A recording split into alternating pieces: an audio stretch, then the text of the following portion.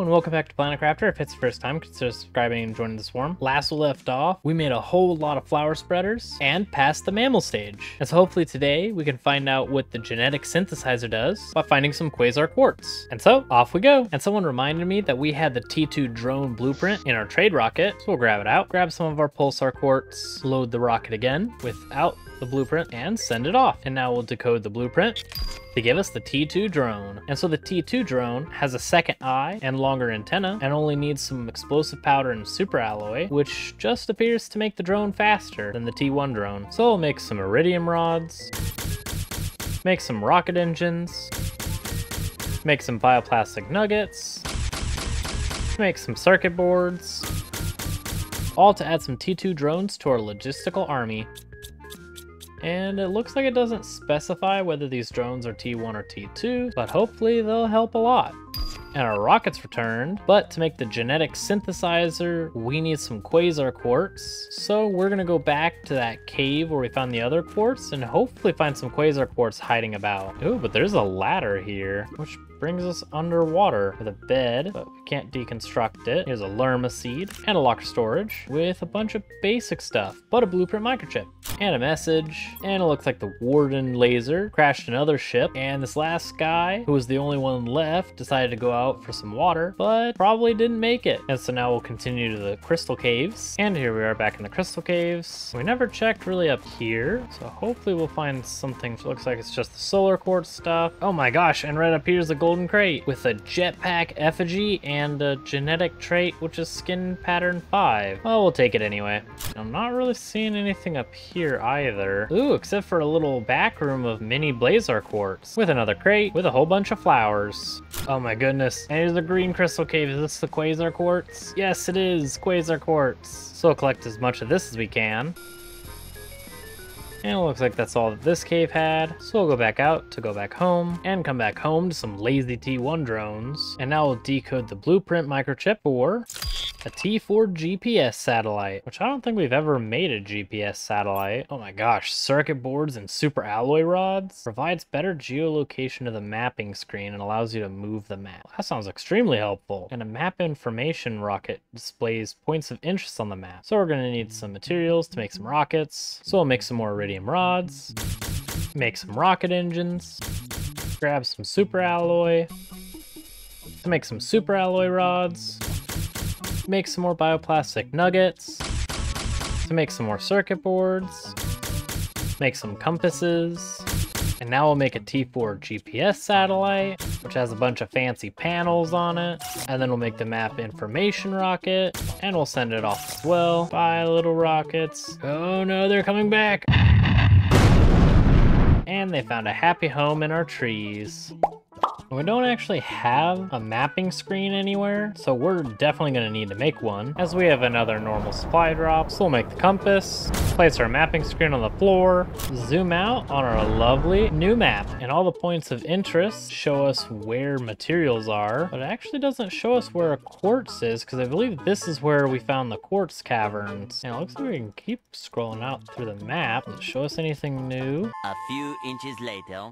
We ain't found shit! Nope, looks like just barren desert. Well, that's cool. It shows us our trees and such. So if we just keep making trees everywhere, we can cover like this desert in foliage. Does it actually show us our algae too? Oh, it does, and fish. And it looks like all of our drones flying about too. That is really cool. But we have more pressing matters, like making the genetic synthesizer, which is gonna create DNA by combining genetic traits.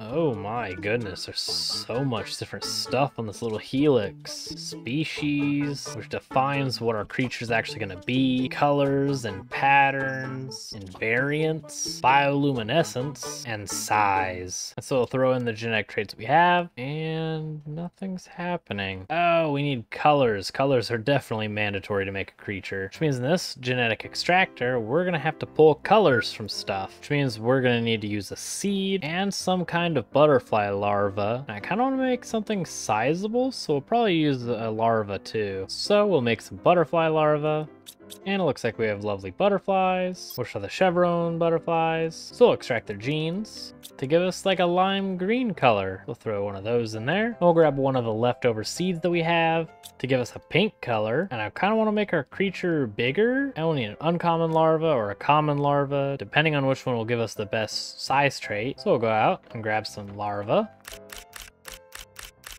And now as it starts to pour rain, we'll go back home. And I do remember that we can make some common larva and some rare larva, which are made up of some ingredients. I don't like where this is going. So I wonder if we can deconstruct some common larva. No, that does not work. What about the rare larva? Oh, that does work with the rare larva. Uncommon larva, maybe?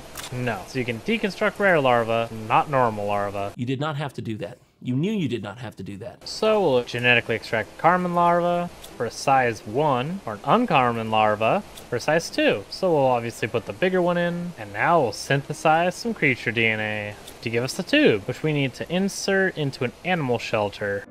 Oh, and we unlocked the Amido frog eggs. And so right next to our lovely lake, we'll place an animal shelter and place in our first creature. Oh my gosh, actually, I have no idea what the heck to compare to that to, and actually it's kind of awful looking. What the heck have I created? What the fuck is this? Like a llama mated with a dog mated with a turtle, and then flesh covered. Yo, what the heck was that? Pet, come on, let me pet you. There we go. Oh, we got a genetic trait? Skin pattern 5. Ooh, we get genetic traits from petting them? Oh, come here, let me pet you some more. I did momentarily see that our creature can get hungry, so we'll need to make an animal feeder, but we actually need some wheat first. Since we don't have any growing wheat, we'll need to make some outdoor farms, which I am kind of tired of constantly making tons and tons of fertilizer. So I'm going to make an auto crafter, and I'm going to have it do it for me. And since I'm in a rush, I'm going to build another one, and I'm going to make T2 fertilizer. So we'll make even more storage. Have them grab fertilizer. Can we pet you for some more genetic traits? Yes, we can. And it gave us a pink genetic trait. And now we'll just have containers full of fertilizer so we don't have to make any more as we go back out to make some outdoor farms, which will have grow wheat. And our trade ship's back, so we'll grab the pulsar quartz and send it on its way. And we do have some production multiplier fuses, which will speed up generation time for machines that generate items. And since we're constantly out of super alloy, we're gonna go to our super alloy area and realize that this entire time we haven't had any T3 ore extractors here, which is probably why it's going so slow. Well, I'm already here, so I might as well put the optimizer. So with 3 production multipliers, these should hopefully be going 75% faster. Better llama turtle. And so now that I know why our super alloy is going so slow, we're gonna make some rods. Go back to our super alloy cave and place some T3 ore extractors. And everything has been boosted by the optimizer. And now we'll make some more chests for mutagens, pet our fleshy llama turtle, which he didn't give us anything that time, which it's possible he's hungry, so we'll go check on our wheat, which is ready to be collected. So now we'll make the animal feeder, which allows the animals to eat, which hopefully means that he'll be producing more genetic traits for me. And I don't know what he eats. Animals can eat food placed in the animal feeder. If animals are hungry, they won't give any traits. They won't grow. And they won't generate any terraformation value. But they can eat anything I can. I can eat this wheat, so I can throw wheat for him. So now he's on a pure grain diet. No, he's only fattening you up so he can eat you. Can we pet you now? Yes, yes we can. And he gave us bioluminescent 5. And it looks like we can create another species with a silkworm or a bee larva. So we'll see what they can make, which is species 2 and 1. But we're gonna need more butterfly larvae, so we'll start on that. Better fleshy llama turtle to get more pink genetic trait, as we've got the Lyux butterfly and another chevron. So we'll do it again. And we'll grab some more algae as we get more chevron butterflies and keep making them. And since it's nighttime, we can check and see if our fleshy turtle glows in the dark, since he does have bioluminescence. Oh, there he is. He does glow. Thank you for the trait, which is more bioluminescence. And we got some more butterflies. We're gonna give us the penga and the amole, and now we'll pull the genes from them.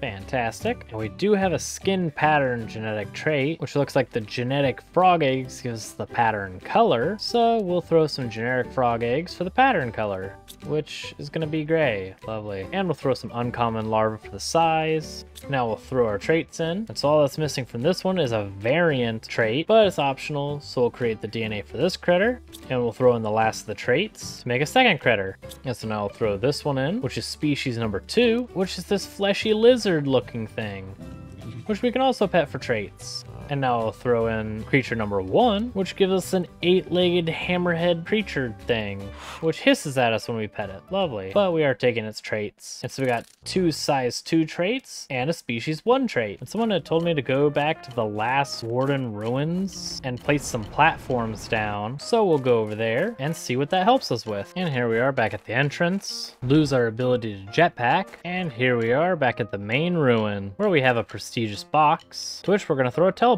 in. So in this long walk, we don't have to do again. Ooh, what is this? Serena butterfly?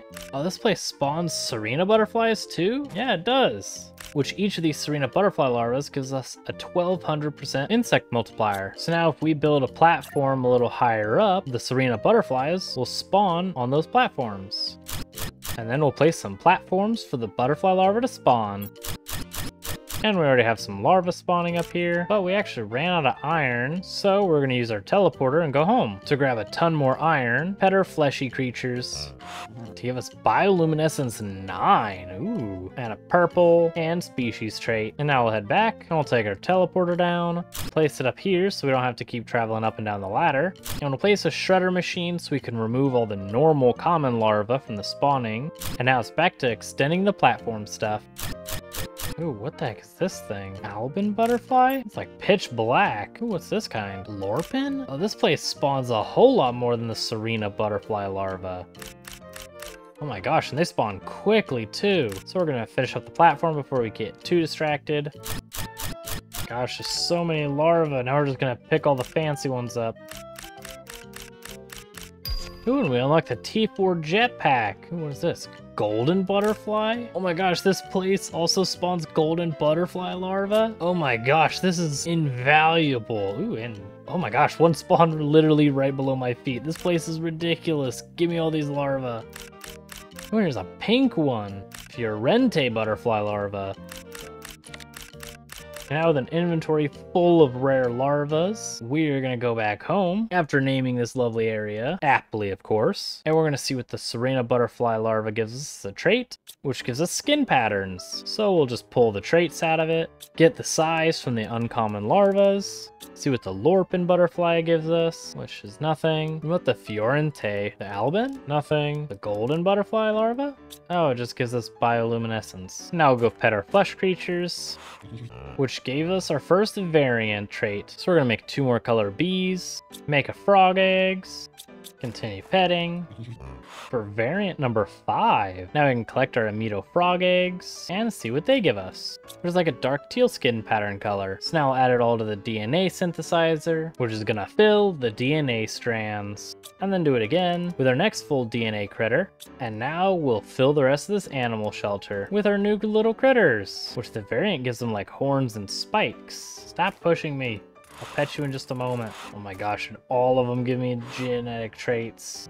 Oh my gosh, bioluminescence 10. I want to absolutely fill my land with tons of these lovely flesh critters. Since we are making so much pulsar quartz, we're just gonna constantly send this rocket up with the pulsar quartz. So as soon as it's done, oh my gosh, look at that giant team of drones. Now send it off, pet our flesh critters, realize they're not ready yet, grab some wheat, refill their food. Now try to pet our flesh critters. Get more variants. And I want to make another animal shelter. So we're going to make some bioplastic nuggets. Make some more circuit boards. Pet our critters at night. Place some more animal shelters. As the world turns blue from an osmium drop. And now with those extra traits, we can make another critter and another one.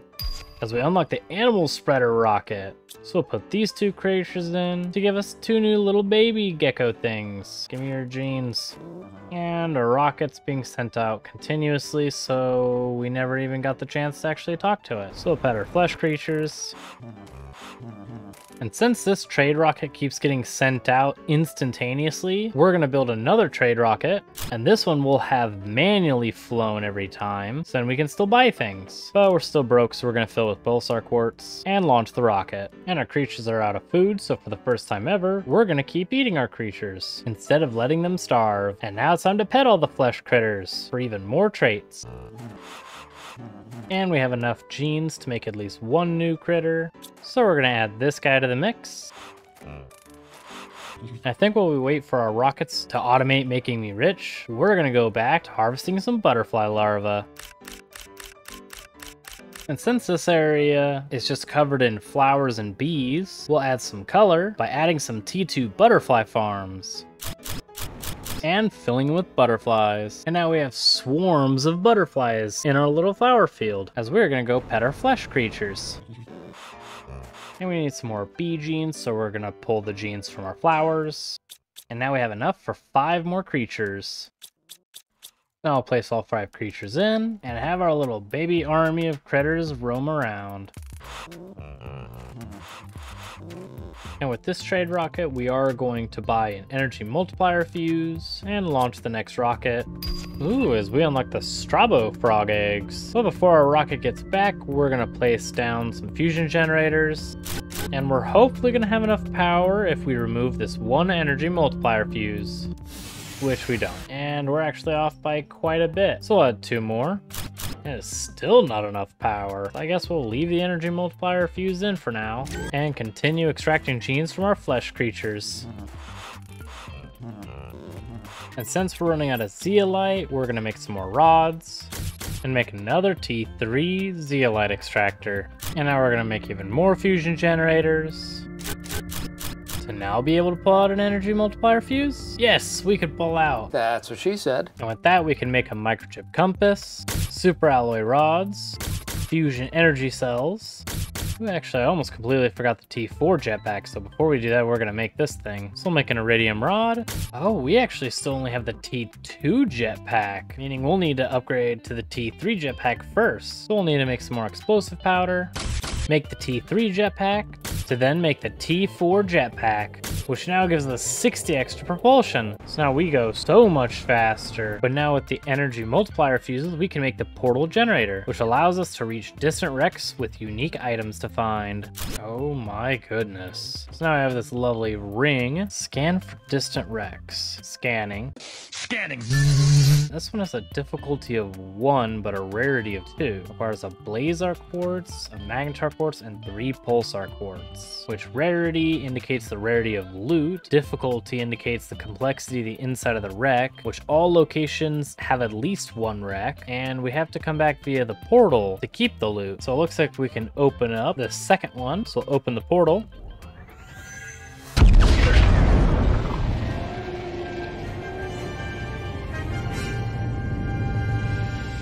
And so now, without further ado, we'll jump through the portal and hopefully make it to the other side.